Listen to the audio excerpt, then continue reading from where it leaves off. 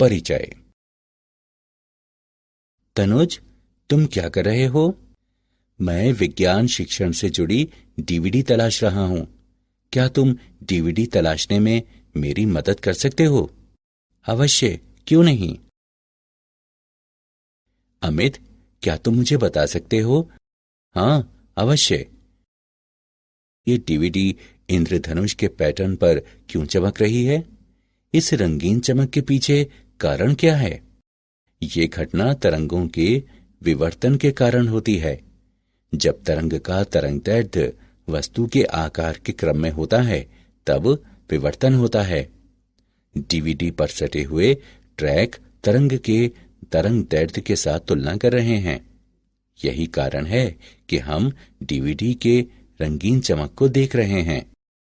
ठीक है, मैं इसे समझ गया। ये बहुत ही दिलचस्प तथ्य है। क्या तुम इसके बारे में और कुछ बताओगे? मैं इसे और जानने के लिए इच्छुक हूं। ठीक है, चलो हम तरंग प्रकाशिकी के बारे में और अधिक अध्ययन करते हैं। उद्देश्य। इस पाठ के अंत में आप निम्न करने में सक्षम हो जाएंगे। विवर्तन का वर्णन करना, एकल झिरी के कारण विवर्तन को समझना, व्यतिकरण और विवर्तन में अंतर कर पाना, विभेदन क्षमता का वर्णन करना, सूक्ष्मदर्शी और दूरबीन की विभेदन क्षमता की गणना करना, ध्रुवण और पॉलराइड का वर्णन करना, मेलस के नियम को समझना, प्राकीर्णन, परावर्तन और अपवर्तन द्वारा ध्रुवण का वर्णन करना, विवर्तन। प्रकाश का विवर्तन एक परिघटना है जिसमें आपतित प्रकाश तरंगों के तरंगदैर्ध्य की तुलना में किसी अवरोध अथवा द्वारक के आकार के किनारों के चारों ओर प्रकाश तरंगों का झुकाव होता है। विवर्तन दो प्रकार के होते हैं, फ्रेस्नेल का विवर्तन और फ्राउनहोफर का विवर्तन। फ्रेस्नेल के विवर्तन में स्रोत और पर्दे अवरोधक के नजदीक होते हैं और विवर्तन के बाद प्रकाश का पर्दे की ओर अभिसरण होता है और इसके अवलोकन के लिए किसी लेंस की आवश्यकता नहीं होती है। फ्राउनहोफर वर्क में स्रोत और पर्दे अवरोधक से काफी दूरी पर होते हैं। इसके अवलोकन के लिए अभिसरण लेंसों का उपयोग किया जाता है। एकल झिरी के कारण विवर्तन। मान लीजिए कोई समतल तरंगाग्र झिरी AB पर आपतित होती है। आपतित तरंगाग्र का प्रत्येक बिंदु द्वितीयक तरंगिकाओं का स्रोत होगा। ये तरंगिकाएं समान कला में तरंगाग्र से निर्गत होती हैं। केंद्रीय उच्चिष्ट को समझने के लिए एक झिरी की कल्पना की जा सकती है जो झिरी के समानांतर समान चौड़ाई के काफी संकीर्ण पट्टियों में विभाजित है। तभी तरंगिकाएं समान कला में संकीर्ण पट्टी से उत्पन्न होती हैं। ये सभी तरंगिकाएं समान कला में O बिंदु पर पहुंचती हैं। ये तरंगिकाएं एक दूसरे को सहायता देकर O पर उच्चिष्ट तीव्रता देती हैं। अब हम द्वितीयक निम्निष्ठ और द्वितीयक उच्चिष्ट की उत्पत्ति पर विचार करें। द्वितीयक तरंगिकाएं कोण थीटा से विवर्तित होकर पर्दे पर सामान्य बिंदु P पर पहुंचती हैं। समान कला में तरंगिकाएं P पर नहीं पहुंच पाएंगी क्योंकि P पर पहुंचने के लिए असमान दूरी तय करती है। चरम तरंगिकाओं के बीच पथांतर दिया हुआ है, Bn बराबर D sin थीटा। किसी कोण पर प्रथम द्वितीयक उच्चिष्ट की स्थिति 3 लैम्डा बटे 2D के बराबर है। किसी कोण पर द्वितीयक उच्चिष्टि की स्थिति 5 लैम्डा बटे 2D के बराबर है। यहाँ nवा उच्चिष्ट के लिए किसी कोण पर स्थिति 2n प्लस 1 लैम्डा बटे 2D के बराबर है। द्वितीयक उच्चिष्टि की चौड़ाई और केंद्रीय उच्चिष्ट। द्वितीयक उच्चिष्टि की चौड़ाई है बीटा बराबर D लैम्डा बटे D। केंद्रीय उच्चिष्ट की चौड़ाई दी हुई है, बीटा 0 बराबर 2D लैम्डा बटे D। यदि झिरी संकीर्ण है तभी कोई विशिष्ट विवर्तन पैटर्न संभव है। यदि झिरी पर्याप्त रूप से बड़ी है तो द्वितीयक उच्चिष्ट दृश्यमान नहीं होगा। उदाहरण, हम एकल झिरी पर विवर्तन पैटर्न का एक उदाहरण लेते हैं।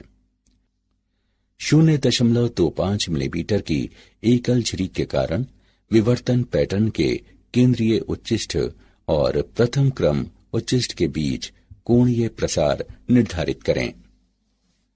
जब प्रकाश का 5890 एंगस्ट्रम तरंगदैर्घ्य इस पर लंबवत रूप से आपतित होता है। आइए हम इसका हल देखते हैं। हम जानते हैं कि अर्ध कोणीय प्रसार दिया हुआ है। sin थीटा बराबर 2n+1 λ/2। इसका समीकरण करने पर हम पाते हैं λ/2 बराबर 3 λ/2। जब थीटा छोटा है तो sin थीटा का मान थीटा के समतुल्य है। इससे प्राप्त होता है a थीटा बराबर 3 λ/2। मान रखने पर हम थीटा का मान प्राप्त करते हैं। थीटा बराबर 3.530 गुणा 10⁻³ यहाँ कुल कोणीय प्रसार 3.530 गुणा 10⁻³ रेडियन। व्यतिकरण और विवर्तन के बीच अंतर। व्यतिकरण दो विभिन्न तरंगाग्र से शुरू होने वाली तरंगों के अध्यारोपण का परिणाम है, जहां विवर्तन समान तरंगाग्र के विभिन्न भागों से शुरू होने वाली तरंगों के अध्यारोपण का परिणाम है। सभी दीप्तिमान फ्रिंजों में समान तीव्रता का एक व्यतिकरण पैटर्न है, जहां किसी विवर्तन पैटर्न में दीप्तिमान फ्रिंजों की तीव्रता कम होती है, जैसे केंद्रीय दीप्तिमान फ्रिंज से एक कदम दूर है।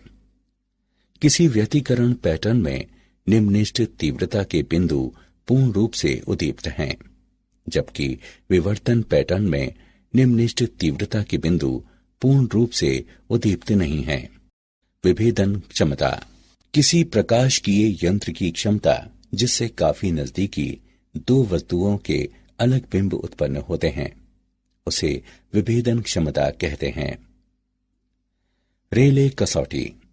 जब विवर्तन पैटर्न के केंद्रीय उच्चिष्ट में एक बिंदु स्रोत प्रथम निम्निष्ठ के विवर्तन पैटर्न के अन्य बिंदु स्रोत पर गिरता है तो दोनों बिंदु प्रकाशिकी यंत्र द्वारा विभेदित कहे जाते हैं।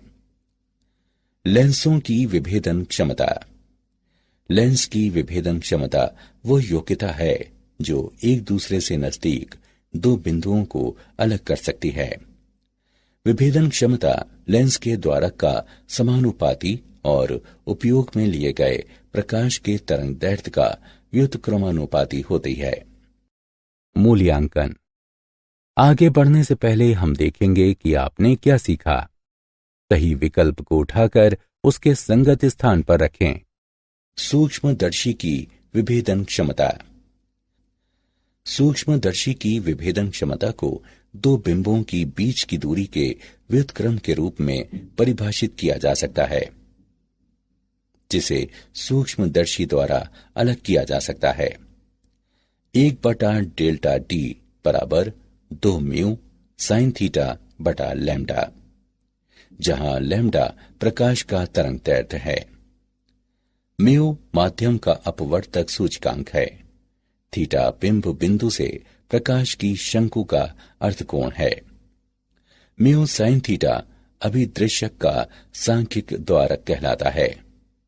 सूक्ष्मदर्शी की विभेदन क्षमता को बढ़ाने के लिए बिंब और अभिदृश्यक के बीच उपयुक्त तेल का उपयोग कर म्यू को बढ़ाया जा सकता है।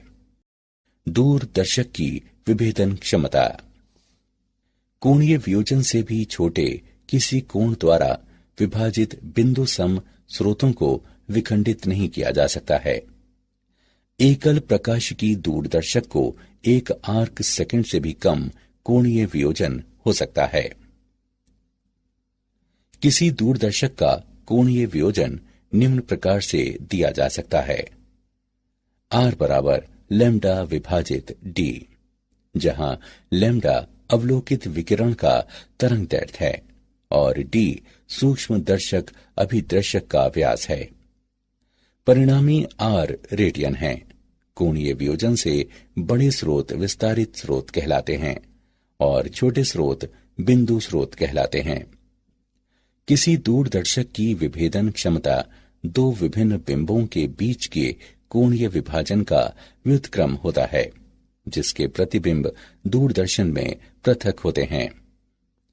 डी थीटा बराबर 1.22 लैम्डा बटे ए। वृहत्तम त्वारक अभिदर्शक वाला दूरदर्शक उच्च विभेदन देता है। ध्रुवण। प्रकाश का ध्रुवण किसी विशेष समतल पर कंपन को सीमित करने की घटना है। समतल ध्रुवित प्रकाश वो प्रकाश है जिसमें किसी विशेष समतल पर प्रकाश के कंपन सीमित रहते हैं। कंपन का समतल वह समतल होता है जो ध्रुवण के समतल के लंबवत होता है। ध्रुवण कोण वो आपतन कोण है जिस पर परावर्तित प्रकाश पूर्ण रूप से समतल ध्रुवित है। पोलेराइड। पोलेराइड एक प्रकार की प्लास्टिक शीट है जो सामान्य प्रकाश के प्रसारित पुंज को पोलेराइज कर सकती है, क्योंकि ये दीर्घ समानांतर अणुओं से बनी होती है। ये सिर्फ समतल ध्रुवित को स्थानांतरित करती है यदि ये अणु ध्रुवण के समतल के समानांतर है। चूंकि परावर्तित प्रकाश आंशिक रूप से ध्रुवित है, इसका इस्तेमाल अक्सर चमक खत्म करने के लिए धूप वाले चश्मे में होता है। पोलेराइड की मदद से अध्रुवित प्रकाश से रेखीय ध्रुवित प्राप्त किया जा सकता है। ध्रुवण की दिशा जो ध्रुवीकरण पदार्थ को गुजरने की अनुमति देती है उसे संचरण अक्ष कहते हैं। पोलेराइड का उपयोग। पोलेराइड के कुछ महत्वपूर्ण उपयोग निम्न हैं। इसका इस्तेमाल प्रकाश की चमक से बचने के लिए होता है। जब हम पोलेराइड लगे धूप के चश्मे का इस्तेमाल करते हैं, आंखें किसी चमक को महसूस नहीं करती हैं। धूप की चमक से बचने के लिए कार की हेडलाइट और खिड़की के पर्दे पर पोलेराइड शीट लगाई जाती है। हवाई जहाजों और बड़े होटलों की खिड़कियों में प्रकाश को नियंत्रित करने के लिए एक के पीछे एक पोलेराइड शीट लगाई जाती हैं। बादल की तस्वीर लेने के लिए कैमरे के लेंस के पहले पोलेराइड का उपयोग किया जाता है। व्यवस्थित रूप से डिजाइन किए हुए पोलेराइड कांच त्रिविमीय प्रतिबिंब के उपयोग और इसे देखने में होता है। इसका उपयोग धातुओं के प्रकाशकीय गुणों के अध्ययन में भी होता है। मेलस का नियम। मेलस के नियम के अनुसार जब पूर्ण समतल ध्रुवित प्रकाश विश्लेषक पर आपतित होता है, विश्लेषक द्वारा संचरित प्रकाश की तीव्रता संचरण अक्षों और पोलराइजर के बीच कोज्या के कोण के वर्ग का सीधा समानुपाती होती है। मान लें कि थीटा पोलराइजर की संचरण दिशाओं और विश्लेषक के बीच का कोण है। विश्लेषक द्वारा संचरित प्रकाश की तीव्रता थीटा के साथ बदल जाती है।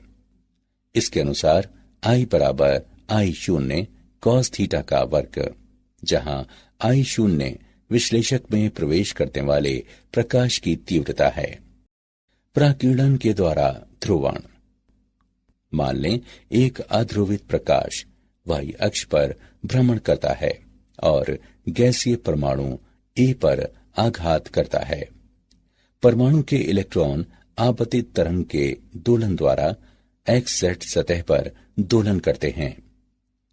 विकिरण O पर पहुंचकर द्विध्रुव से चारों ओर से A पर आकर Z दिशा में दोलन करता है और Z दिशा में रेखीय ध्रुवित होता है। संचरित विकिरण Y अक्ष पर ध्रुवित होता है, क्योंकि दोनों द्विध्रुव Y दिशा में समान रूप से विकिरित होते हैं। सूर्य की रोशनी में परमाणुओं का प्राकीर्णन होता है या पृथ्वी के वातावरण में अणु भी ध्रुवित हो सकते हैं। वातावरण की अनुपस्थिति में सूर्य की दिशा को छोड़कर आसमान काला हो जाता है। परावर्तन द्वारा ध्रुवण। जब दो पारदर्शी माध्यमों के बीच अंतर फलक पर प्रकाश पड़ता है तो ये आंशिक रूप से परावर्तित और आंशिक रूप से अपरिवर्तित हो जाता है। परावर्तित और अपरावर्तित प्रकाश की मात्रा अंतर फलक के संबंध में प्रकाश के ध्रुवण पर निर्भर करती है। मान लीजिए कोई अध्रुवित प्रकाश माध्यम 1 और माध्यम 2 के बीच अंतर फलक पर आघात करता है। किसी विशेष कोण पर ध्रुवण के साथ कोई परावर्तित प्रकाश नहीं है।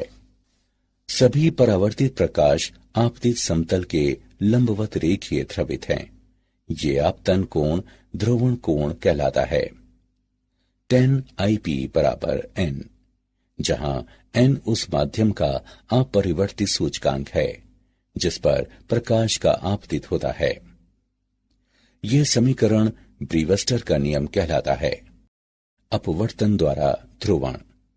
जब कोई सामान्य प्रकाश ध्रुवण कोण पर ग्लास प्लेट पर आपतित होता है तो परावर्तित प्रकाश समतल ध्रुवित जबकि अपवर्तित घटक आंशिक रूप से ध्रुवित है। अब यदि अपवर्तित किरण किसी दूसरे ग्लास प्लेट पर आघात करती है तो ध्रुवण कोण पर ग्लास प्लेट के दोनों सतहों पर इसी घटना का पुनरावर्तन होगा। यदि समांतर सतह वाले ग्लास प्लेटों की कई संख्या के साथ प्रक्रिया को दोहराया जाए और आपतित प्रकाश इसके ध्रुवण कोण पर हो तो इन बड़ी संख्या के प्लेटों के माध्यम से अपवर्तन लगभग आपतित समतल पर कंपन की तरह होगा। इस प्रकार संचरित किरण आपतन समतल पर कंपन के साथ समतल ध्रुवित है। क्या आप जानते हैं? विवर्तन जाली नियमित पैटर्न के साथ एक प्रकाशिकी घटक है जो विभिन्न दिशाओं में भ्रमण करने वाली झिरी प्रकाश की कुछ किरणें हैं। विवर्तन का एक परिणाम है जो लाउड स्पीकर से निकलने वाली आवाज सीधे आगे जाने के बजाय फैल जाती है। ध्रुवण फिल्म लगे सनग्लास का इस्तेमाल खासकर मछली पकड़ने और नौका विहार करते समय उपयोग में लाया जाता है। ऐसे सनग्लास को इस हिसाब से डिजाइन किया जाता है कि पानी के माध्यम से भी देखा जा सकता है। सारांश। आइए हमने जो कुछ सीखा है उसे संक्षेप में दोहराएं। प्रकाश का विवर्तन एक परिघटना है जिसमें आपतित प्रकाश तरंगों के तरंग दैर्ध्य की तुलना में किसी अवरोध अथवा द्वारक के आकार के किनारों के चारों ओर प्रकाश तरंगों का झुकाव होता है। यदि झिरी संकीर्ण है तो विशेष विवर्तन पैटर्न संभव है। यदि झिरी जरूरत से ज्यादा बड़ी है तो द्वितीयक उच्चता दृष्टिगत नहीं होगी।